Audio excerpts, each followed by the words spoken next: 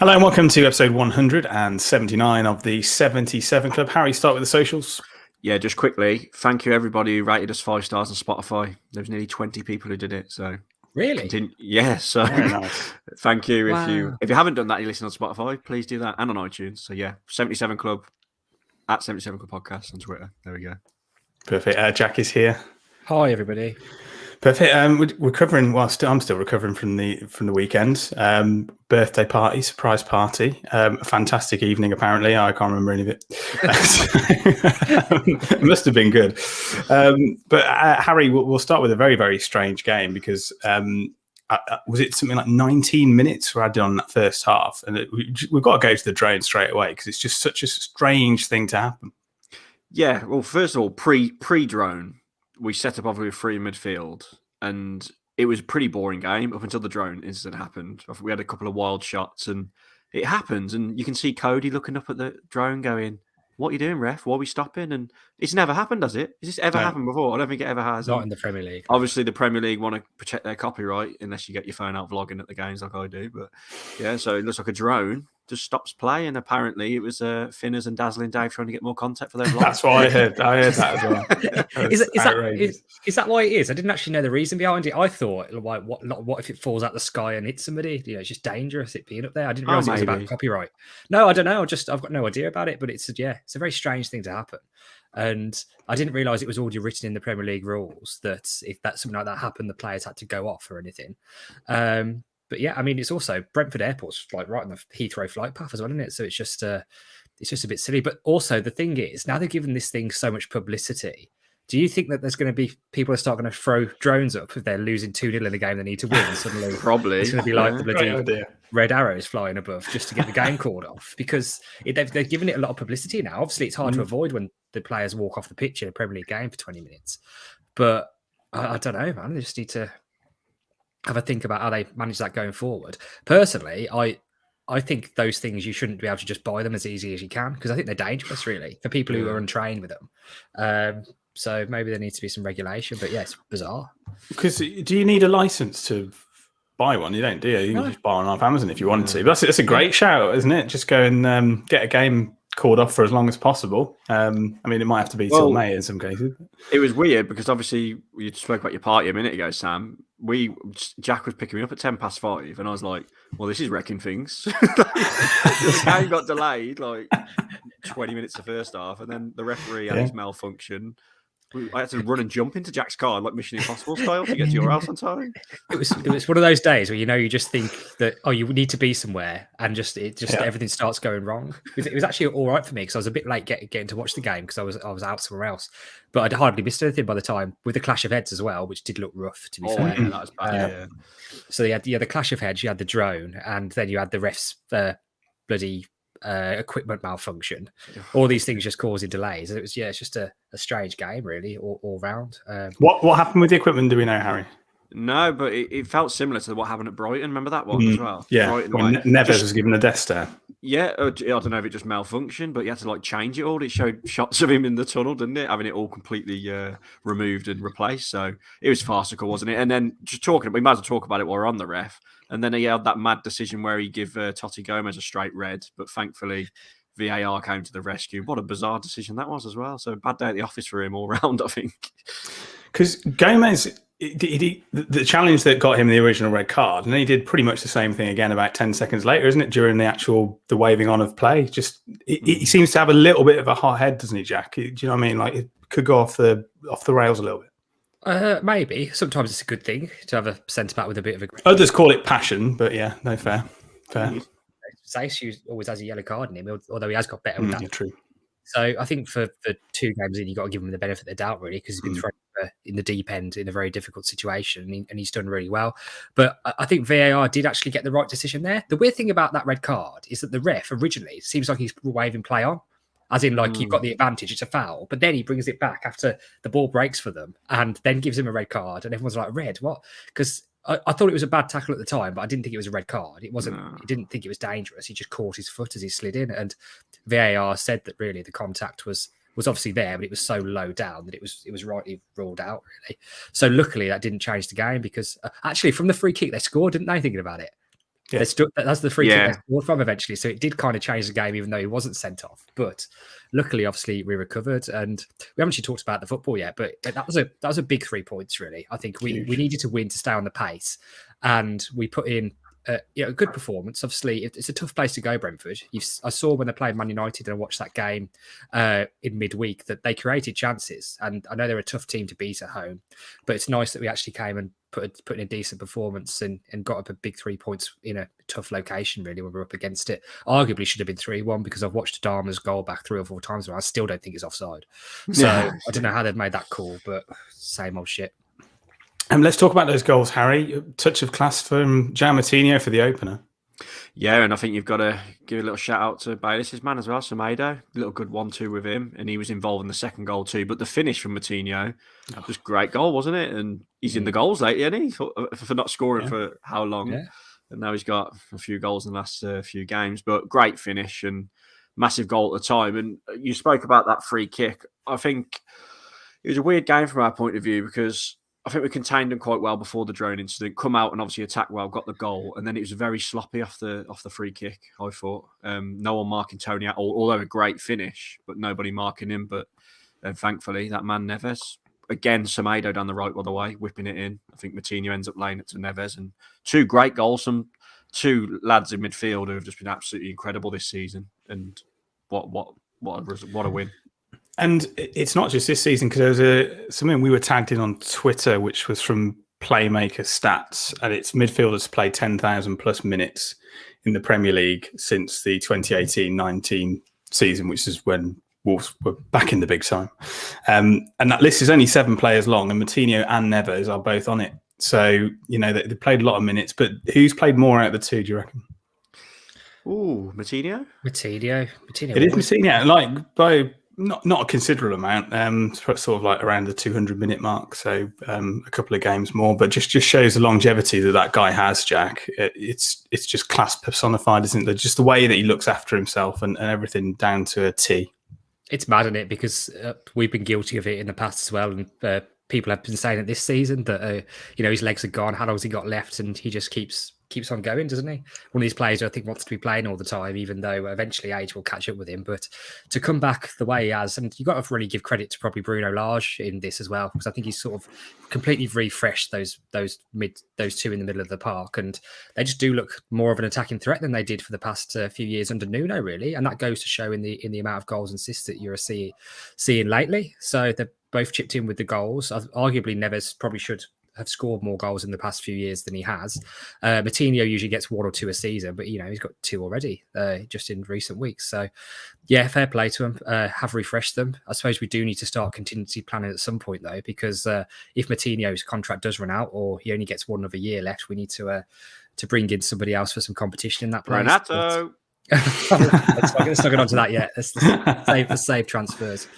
But overall, it's one of those games where I think good performances. We actually were an attacking threat again, and I said arguably we scored 3 goals again in a game. I know 1 was disallowed, but we got 2 goals away from home, which did count, and we are starting to score more. Albeit again, I still think we were a little bit shaky at the back. As Harry mentioned, who was marking Tony for their goal? No. Nobody. Just nobody even picked him up, but he's their main guy, isn't he? It's supposed to be the drone, but yeah. Although talking the defence, I was really concentrating on Toti Gomez again, and although he's weird, because just the way he plays, he looks like he's flapping, but I think he did okay again. He's a bit hot potato when he's on the ball and a bit rushy, but for me, he's pretty solid. He's a bit of a beast, and there was a few occasions where he shepherded the ball out and let it go out for a goal kick and things like that. So he's strong, and I think he's done well, to be fair to him, the last few games. Although you just feel a little bit uneasy, don't you, when he's on the ball and things like that. But considering he's just come in, fair play to him. He's been brilliant. And Jack, did you say he was a left back by trade? I didn't, but I think he was fullback. Obviously, I don't know. I've not watched much grasshoppers, but I'm guessing he can play centre half or fullback, or whether he's just slotted in because it's obviously a 3. I'm not quite sure. But what do we think? Because thinking about the dates here, I think there's a reasonable chance that Sace could be back for definitely our next league game, not the next cup game. What happens there? Does he go straight back in, or is he staked a claim to actually keep his place? I personally think Bruno will put Sace straight back in, but I think that would be very harsh. But I think he would put him straight back in. Do you think you need a rest? Oh, maybe, yeah. I think it'd be harsh, but I'd do it straight away. Because Sace has been one of our best players this season, to be honest, to be fair to him, particularly in defence. And I know it's harsh, but I think I'd feel a little bit more comfortable just with Sace back in, because obviously he knows the system a bit better. He's more experienced. He seems to have got the silly bookings out of his game and these sorts of things, and he's improved in that. And that's no disrespect to Toti, because Toti is what you need. It's a capable defender on the bench who can come on and fill in if you need to.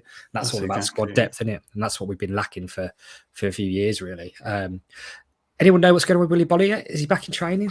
No idea. No one does, do they? I've been trying to keep an eagle eye out on all of the training videos that they've been posting recently. One thing I would say, it was good to see Neto and Johnny and Mosquera seem to be joining in with everyone else. So I imagine that they aren't far away from coming back, which like I keep saying, would be a huge bonus. But just on Sace, they've got Malawi, Morocco have. It's actually tomorrow, so Tuesday. And then the final is the 6th of February. So, I mean, if they went all the way, then I guess he's going to be back for the week after the 6th. Just looking at this, I think you'd expect them, I think, with my knowledge of African football, to beat Malawi. But then I think they play the winners of like Ivory Coast and Egypt, or no, somebody else in Egypt. It's like a big semi-final. If they get there, it'll be quite a tough one. So I think potentially they could reasonably be coming home after the semi-final. But we'll see. But I think they'll be back for the next league game. So he's probably only got to cover realistically for the cup game against Norwich. And then it's just good to have players back in the squad, isn't it, really? So it could be back against Arsenal, I suppose, which is on the 10th. Yeah, potentially. British Aviator agrees in the comments as well. He thinks Toti is a good future prospect, which is true. I think he is. Yeah, I think he's looked really good. Sometimes these defenders come in and they do look shaky because it is a huge step up from the football that he would have been playing. And he was playing a lot of football for Grasshoppers. I think he had like 30 odd games last season. So, he's playing the bulk of the games in that league. But like I say, it's just different, almost different ball game. So I suppose the man of the match. You've got to say Martini, haven't you? He's got a goal and an assist. I know Neves nearly got an assist as well for the Traore one, so it would have put it close. But yeah, you got to give Martini, haven't you, really, for breaking the deadlock and everything, and then setting up Neves for what turned out to be the winner. So yeah, there was 3 contenders for me. It was Martino, Neves, and Semedo, because you can't. He was involved in both goals heavily down the right. But yeah, I think you got it. Yeah, I'll go with Martino as well, but closely followed by Semedo for me. Just a shout out to Semedo. I think he did really well for our second goal. When he ran to the byline to keep that ball in somehow, because I thought that was a dead ball, to be honest. And he managed to keep it in, and then ultimately that led to the second goal. So yeah, fair play to Semedo. I know Dan's conveniently not here again. Isn't he? Funny that. Yeah. Do you think the fan base is starting to warm to them, like Harry? Because he was split in opinion, wasn't he?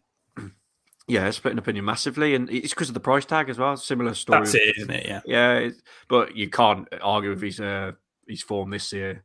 Maybe he hasn't got as many assists and goals as people would like, especially in the league. We ain't got a league goal yet, has he? But he's been brilliant, really good. And lots of comments actually on that Adama goal. And I know you've mentioned it, Jack, but Harry, what were your thoughts on it? Because it just didn't seem feasible that would be given offside. Yeah, well, I agree with Jack. I was obviously in a bit of a rush watching it, and I just thought, yeah, that's onside. And then when they were checking it for VAR, I was like, no way. And then you just see, as we know, the lines. He was like an inch, and there's an argument. Did they stop it at the right time when it left Neves' foot? It was such a small fraction, and I'm gutted for Adama because it does look like he's going to leave. And what a finish! What a finish again. He did a great finish against Southampton. He smashed that one in, which is a great finish. And I'll stick by what I've been saying the last few weeks. I really want him to stay. Really want him to stay. He's great to bring off the bench, and that proved it, that goal. But unfortunately, he wants more money, and he obviously probably will end up going to Spurs, which we will mention. We were talking earlier, weren't we, about, is it Ryan Lester on Twitter, that tweet he put out? Great tweet saying Wolves have got to look at this because we sell him to Tottenham, we're strengthening a rival if we want to be pushing towards the top 6 or the top 4. And it's such a good point. Yeah, I agree. I think it'd just be really sad to see him go like this, I think, as well. I don't know. It's just a weird thing with the contract. But I suppose going back to the goal, I'm with you, Harry, because I know we were in a rush to leave. And as soon as that goal went in, I just watched one replay back. and like thought that is onside, game over, and I left. I didn't watch the remaining minutes because I thought it was game over. Got in the car, turned the radio on. It's like, oh, it's finished 2-1 at Wolves Brentford. I'm like, what?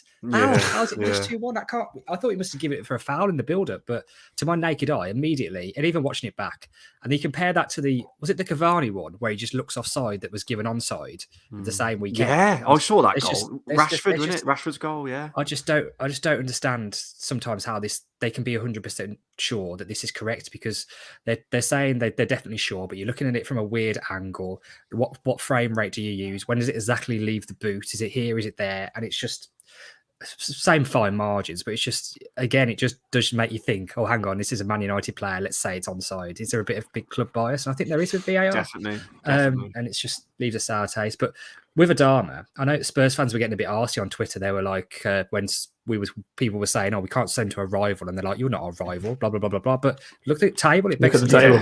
Look at the table, lads. Jesus. Like, get back in your station, because you play to your position, and we are only 2 points behind them now. They might have a game in hand. We've got a game in hand, I think, or is that over West Ham? We've got a couple on. We've got West a game Ham. over United as well. We've got a game in hand. Granted, the amount of games that have been cancelled, it might mean some teams are in a slightly false position or worse position than they look, but. I mean, if you think our 2 games in hand are against Watford and Arsenal, aren't they? Sorry. If we win both of those, we'll definitely be right on the pace. And we've got a really big February coming up where we play four teams, I think, who are in and around us. Yeah. And to sell Adama now in these circumstances, after he's proved in the last 2 games that he can come on and create stuff and change things, to sell him to somebody who's competing for the same position just seems balmy. We should just be walking away from this until the summer. And if it means we get £5 million less or £6 million less, whatever it might be, then so be it. And just judging by his celebration when he thought he'd scored, I don't think he really wants to go. No, he's crying, isn't he? I don't think he is. I think he really loves the camaraderie. He loves the people he's playing with, and I don't think it doesn't have the air about him of a player that really wants to leave straight away. Granted, he might want to go to a bigger club and try and win trophies and cement his place. Don't go to Spurs. Don't go to Spurs. In the Spanish team, whatever he wants to do, but. I just hope that this is actually, if he does go, it's because of what he wants, not because of what his agents want. That's exactly it. And if the sticking point is just money, just pay him at Wolves, man. And if it means we can't sign any other players this window, then so be it. But if he wants £100,000 a week, then I think now you've just got to. I know it's silly for someone who's so inconsistent, but it's if you've got to sell him, you've got to sell him abroad. So he can't come and hurt us later in the season. I know we've cup tied him, which was smart, but ultimately, if we lose out, by a point to Spurs for European qualification, then we can look back and they'll be like, oh yeah, but Traore scored 3-4 goals for Spurs, or got 4 assists in 1 games. It'll be like, well, you can just point to it, can't you? Well, what did we do that for? So that'll be and again, just going back to like, is this back in Bruno? Bruno's done so well with what he's been given.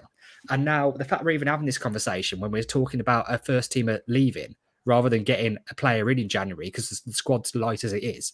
So basically, we were thinking of selling Adama, and the only thing that could actually paper over those cracks is if we then use that money to get Sanchez in. But I'm not sure they'd immediately reinvest. You can sign as many players as you want to send to Grasshoppers, but it's not going to help us now. And we're in a European battle, but it'd just be a missed opportunity. And I do feel sorry for Bruno because they'll soon turn on him if the results don't come. Well, that's the thing, because I think you called it, didn't you, early this season, Jack? You said, if around Christmas time and into the new year, we're in a good position and it'll be, well, crack on. It's clearly working. But, hopefully those big team players will be back, won't they, Harry? Yeah, just quickly though, before we, I feel like we're moving on a bit from the game. We missed it because we was in the car on the way to yours, Sam, but I saw it on Twitter. Their manager got sent off, didn't he, after full time? Yeah, he did. Yeah, he's like kicking off. He's a bit of a weird character, isn't he? Their manager. He come out with that like mad interview after the United game. Then he's had this, and he's a bit of a sore loser. Sore loser. I think it's quite funny that the fact he was basically seemed to lose the plot because we tried to do all the stuff Brentford did to us in the last game. Exactly right. And now suddenly it's not all right. It's an outrage because we're trying to time waste and slow the game down and do all these things. But, it was fine when they were 2-0 up at Molineux and they were doing, didn't their goalkeeper change their gloves midway through the half? And then at the end, they didn't, the ref barely added on any time at the end, did we? We're like, it should be God knows how many minutes, and it wasn't anywhere near what it should be. So now the shoe's on the other foot. It's not okay, but it's his own fault, and it's got himself sent off now. So Klopp, Klopp, British aviator score. Let's have a talk about transfers. Obviously, touched on Traore there. There was a tweet from Proxima Jornada. Renato Sanchez confirmed that he is ready to leave Lille. I talked to my agent. I know which club is interested, but I can't reveal it for now. I know I'm ready to leave. If a proposal does arrive, I'll see what's best for me. Is he waiting for Traore to pack his bags, Harry? Yeah, well, it sounds he's obviously got to be on about Wolves there, surely, because if you notice on his social media, he follows a lot of the players. He's always commenting on their stuff. I don't know if that's just because it's the Portugal connection, but yeah. I think he'd come to us in a heartbeat, wouldn't he? Let's be honest. We're massive in Portugal. A lot of his international teammates are with us, and if Adama does go, I agree with Jack. You've got to bring him in then, haven't you? We can't just sell Adama and not use whatever money we get. But with that Adama one, it sounds like it's going to be a loan to buy, which is annoying. What? Really? No. Yeah, that's what the reports are, that it's loan and then buy in the summer. Well, then what's the point? You like, want the cash, don't you? You want the solid, hard cash, so when we can buy Sanchez or, I don't know, it doesn't look like this Chiquinho, I don't know if I'm pronouncing it right, is in the plans, because he's playing for the under-23s, isn't he, tonight as we speak, I think. So keep Adama, please. It'd be nice if we kept Adama and got Sanchez, but let's not get too greedy. And Neto. But then suddenly we do look like we're European contenders, don't we? Because that's squad depth, which these teams have. So I just hope. Do you think it's financial fair play coming into it, and the fact that we have to be so tight? But at the same time, we are spending money on players that are, we applied for that money, didn't we? We applied early for that. Yeah, we got that in. The loan's secured, but apparently that's for PlayStation controllers for the sports team. So, and probably now to rebuild the bloody bar and the Billy White stand. I wonder what's going to happen with that. I mean, Bayliss was sort of saying that, it's basically a big lump of concrete, so it would have to really do some damage for it to stop games going ahead. But Jack, I think you made the point about hospitality might be taking a bit of the kicking. I honestly don't know. I mean, Bayliss is probably the person best placed to know this sort of stuff. But I'd have thought if there's a serious fire, and it looks like there's a fair bit of damage, they have to properly assess it. It might take a bit of time, but I don't know how that affects things like seating. They can't close the whole stand, can they? So I read earlier, it's just the hospitality that's affected. I think all seats, like in the normal stands, fine. But someone texted me on Sunday morning and said, "Bloody hell, Wolves are on fire." I said, "I fucking know they are." No, but it was a concerning one, wasn't it? But luckily, it just looks like the bar and that and a few of the hospitality stuff's gone. And I'm sure they'll get it sorted quick, but just means no prawn sandwiches for a bit in there, doesn't it? Might have to move round to the North Bank one, the people who are in there usually. I mean, do we think that's transfer business? I mean, if nothing happened in or out now to the end of the transfer window, would you realistically be happy with that? I think I would be, because we mentioned last week that Neto and that are to return in early February. So by the time we come back after this FA Cup game or the Arsenal game, we could have like Neto and Johnny available and Mosquera potentially. So, yeah. But Adama, I agree with what Jack said earlier. I think it's more of his agent pushing for lots of money, isn't it? Like big wages, because look at it on paper, man. We're probably going to finish above Spurs as bad as it is. So stay. Well, last time someone went from Wolves to Spurs didn't work out, did it? Thomas Frank started the fire. pass it on. Was it like a firework delivered by drone? No, not here. I did see that one funny tweet. I don't know. We've just been saying how much we want Adama to stay, but I can't remember who it was, so I can't. Oh yes, it was like funny. It was the official Wolves account, and it said, a drone stopped playing. They said, just get Adama on and having to get him to have a shot on goal. That drone will be out the sky before you know it. And also, very good, very good. That was hilarious. I remember that. Yeah. Oh, well done. Yeah. So there you go. I think, Jack, we might do some ticket news if you've got it ready. I ain't got very much. I mean, I don't think much has changed. There's not much going on. Have we all bought Norwich? Have we all got them? Yeah. Yeah. So I think they're on sale to everybody now. Well, it's definitely members anyway. Norwich tickets. But I mean, we haven't got a game for quite a while, have we? So we've got this little break now because it's a winter break. The next game back after that's the cup game. So yeah, there isn't much ticket news really. Apart from Harry, you sort of made the point like why they're having this break when they could be playing fixtures that have been postponed, and if I think it's a good point. Yeah, I thought they would have done that. I thought they'd have slotted in. Well, I know Arsenal's that Thursday night. I thought they might have slotted Watford in this week. But they said they need to do this for years, and they've finally done it, haven't they, to help the international England team. So, also, just a quick note, I've just remembered. Thank you to Josh Power, because he sent the picture of that program. Remember last week we were banging on about the program? Yes. Josh Power, the Wolves admin, he sent it over. So thanks to that, Josh. But I think he's pretty good who saw it, because programs are a bit old nowadays. Does anyone buy programs anymore? I don't think they really do they? No, I haven't brought one for years. I can't remember last time I bought one. I think it's like how much are they now? Are they like a £5? £4, yeah, £4 or £5. But yeah, good to be in it, wasn't it? So, but cheers to that. Yeah, Josh. Need to do that for the memento. Thank you very much for that, Josh. Did we have anything else to talk about? I can't remember. I think we had like a mini list, didn't we? But that Megan, I can't pronounce the second name, slagging off Jose Sarr on Twitter earlier about him not saving that. Megan Rapinoe, the American soccer women's soccer captain, I think she is, saying it was Sarr's fault that. So she quoted the tweet of Ward-Prowse's free kick saying, "Lol, I've blamed the keeper," as if to say he should have saved it. Have you seen the goalkeeper in the women's football? Jesus Christ. Well, this is the same Megan Rapinoe that her USA women's team lost to the Dallas under-15s boys team. Yeah. So she got a lot of stick. All the Wolves fans are attacking her for it anyway. Excellent. So we're sticking up for our boy Sarr. He's only been the best goalkeeper in Europe. Rapinoe. What's her name? Megan Rapinoe, I think. Rapinoe. Yeah. I wrote down Megan Vapone, so I got that does not surprise me. Just on that, aren't Wolves women playing Albion this week? Yes. Sutton Coldfield. Give that a plug. On Wednesday. I'm trying to get the tweet now. The tweet up from Nag, we said we'd mention it. Yeah, so it is 26th January, 7:45 kickoff, Sutton Coldfield Town FC. It's against West Brom Women. So if you want to head on down there. I'm sure the women's goalkeeper is really good, so sorry for slagging off women's goalkeepers. I'm sure they're good.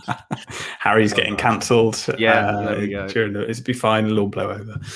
Perfect. Well, I think that's it, isn't it? Is that it? You want to do this quiz?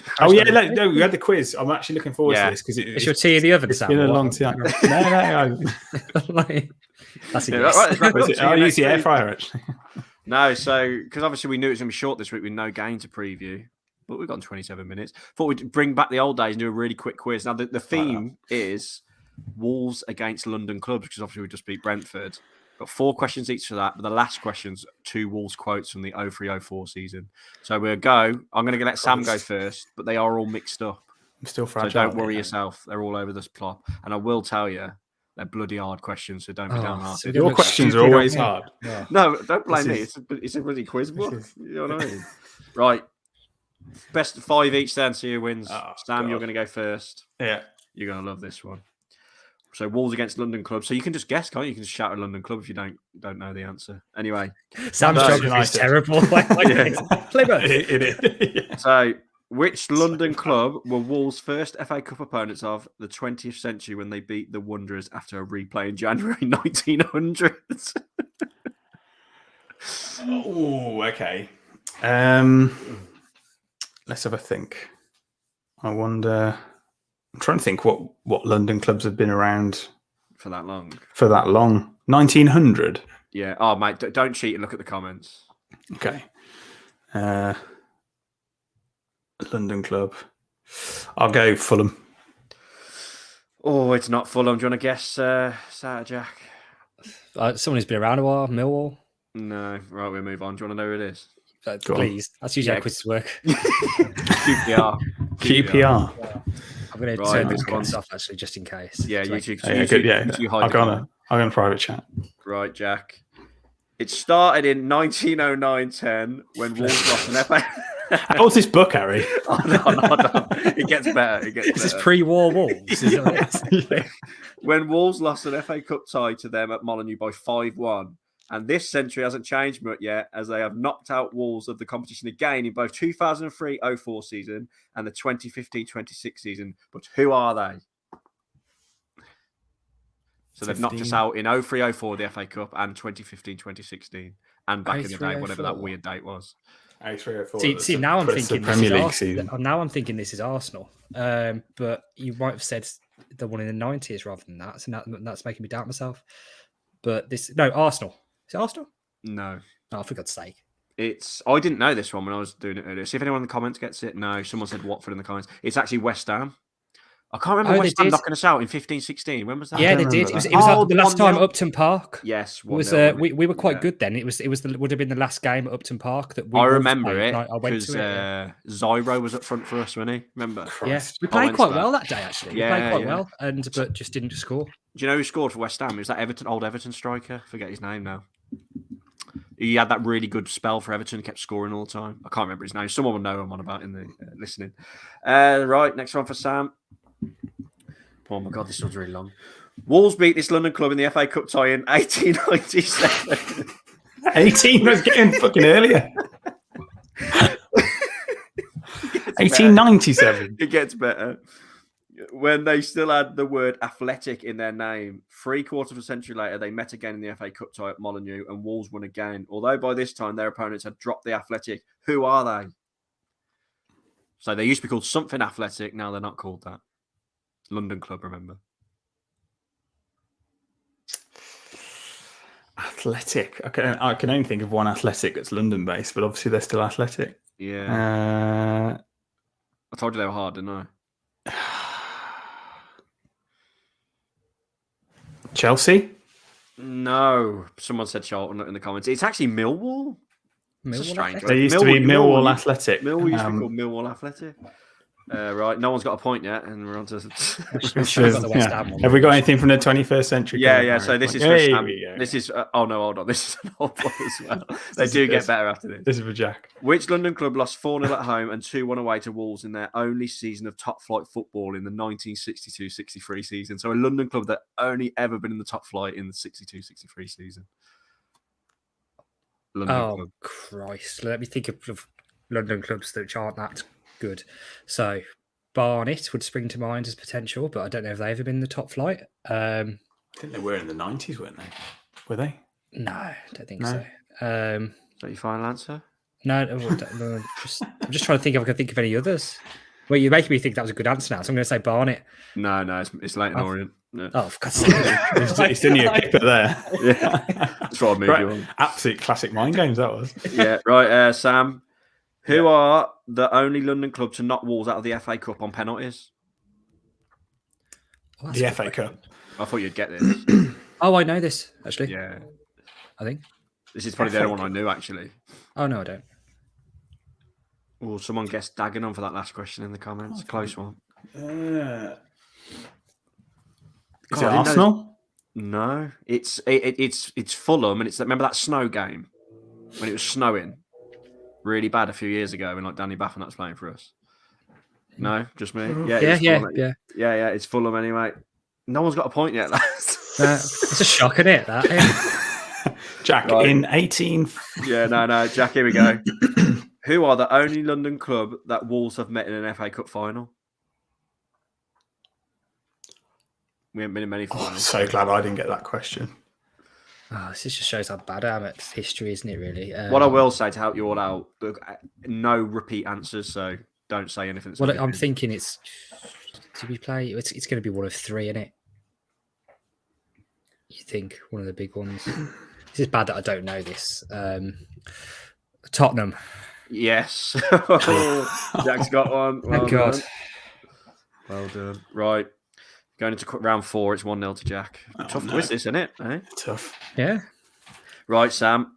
Which London club did Wolves meet in successive years in the FA Cup in 1993-94 season and the 94-95 season, and then again in the 2009-2010 season? I've actually got the answer in front of me, and I still don't know the answer. Is that hard? I think I know. I'm trying to think when we played Chelsea and got absolutely dicked by them 6-0, but I don't know if that was Mick McCarthy's last season. Ooh. I'll go Chelsea. No, that's a tough one. It's Palace, apparently. No one in the comments got it. Someone said Arsenal in the comments. No. Right. So round 4, question for Jack.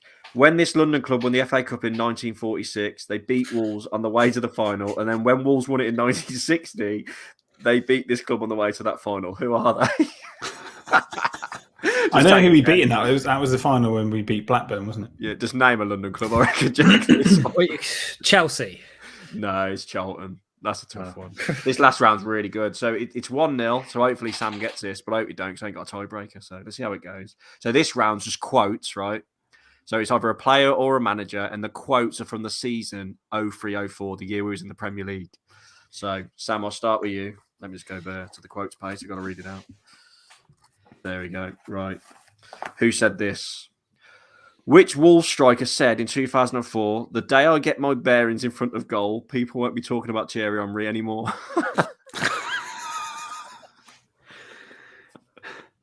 Which Wolves striker from that season said that? It's just a dick thing to say, isn't it? It's got to be Henry Kamara. It's correct. That's what I just said as well. It's 1-1. Oh my God, Dave. Once I get my... If Jack gets this, he wins. Pressure. What if I don't?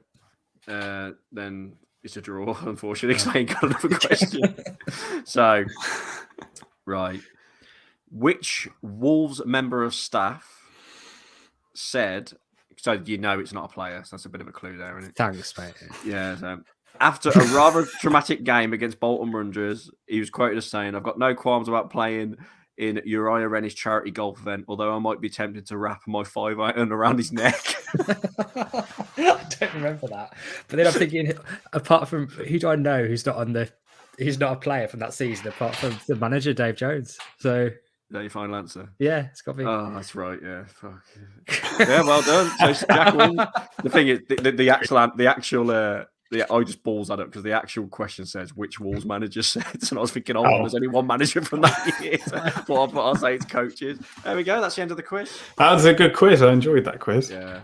We should bring it back. Apart from the really hard ones about the questions from the 60s, but yeah, they were. Did you have to trawl through finding London themed? No. So there's only 10 questions about London clubs, and I used about 8 of them there. So Okay. Sound. Well, lovely. We should Yeah, bring the but quiz back. Good little book, that. Yeah, but I Yeah, don't know. I If enjoyed didn't people used to turn off when we put the quiz on from the outside? No, I think Probably asked stupid earlier. if we stick to doing it like when days like this when we haven't got much else to talk about, I think it's fine. Yeah. Well, perfect. Well, thank you for that. We'll say goodbye to Harry Mansell. Just quickly before we go, I have put in the title, Can Wolves get top 4? Did we talk about that in the podcast? Nah. Can we? Yes. Bit of clickbait. Of course we can. We can only few points off, aren't we? I don't think we're going to get top 4, but I think we should have a push for top. Just to get to Europe again. I ain't bothered whether it's the bloody Farmer League, whatever it is, Conference League. But we could get top 4, couldn't we? Yeah. If we win 4 points off, aren't we? 4 points off with a game in hand. I know I said this last time as well, but we'll know a lot more at the end of February because we've got that home to Arsenal, away at Spurs, home to Leicester, away at West Ham, all back-to-back games in the Premier League. That's what makes or breaks us. Those 4 games in February. Get 12 points in there, yeah, I'll start to believe, yeah. But yeah, everyone in the comments, Mitch, British Aviator, Torse, Risky, all saying top 6. So I think that's the realistic aim, isn't it? Because we got carried away under Nuno that year, didn't we? Thinking we were going to get top 4. Well, it was quite funny, wasn't it? Because one week we'd be talking about top 4, and then the next week we're talking about relegations. It's slightly inconsistent. But yeah, those finished, was it 7th in those 2 seasons? So it's just exciting, isn't it? Whilst we're sort of not used to, winning everything. Like, Man City fans back in the day where they would have like torn your arm off to have an FA Cup under the belt. So that's a good question. But you want to say it, ain't you, Jack? No, I was going to say something different. But go on. You say what you're going to say. I was just going to say, by the time we do the next podcast, we will know A, if Adama's left, and B, if we've got Sanchez or anybody in. Yeah. What do we think? I think the most likely outcome of that is that Traore's gone and we've got nobody in. And Neto trades on the ball. So, what do you think? Sam? I'd love to. I think he will go. The way that he was crying almost when he was saying it was almost like he was saying goodbye to the fans, wasn't it, at the weekend? And yeah, I can see him going. I mean, will they pull off a great coup? I don't know. I mean, we might get someone like Sanchez, but I think I would rather have Neto, to be perfectly honest, because I think I know in our luck, we'll end up with the Sanchez that was at Swansea. So. Yeah. The question I was going to say is that someone put it on Twitter earlier. Would you rather get top 4 or win the FA Cup? Win the FA Cup. win the FA Cup, you still get Europe, don't you? And you get that, but then that Toto Motokoto Conference Cup, whatever it's called. No. If you win the FA Cup, you get Europa League. Oh, I'll take that. Yeah. But Champions League, man. Imagine Molineux having that music. Do you go straight in the group stage? I can't remember how it works. I think if not we fourth, we have to. Not fourth, is it? You have to qualify. So and we'll get bloody.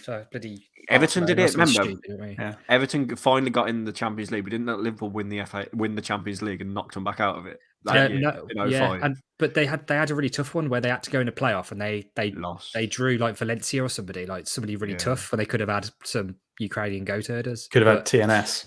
Yeah. There we go. So obviously we probably won't do a podcast next week, will we? Because there's no game. We'll do it before the Norwich game, won't we? Yeah, I think it's the. Well, I mean, after that. Oh, we're going to do one before the Norwich game, yeah. Probably. Yeah, what happens with transfer window? Let's get the quiz book back out. That's it. Yeah, get the quiz book out, and we'll do a transfer special, Harry.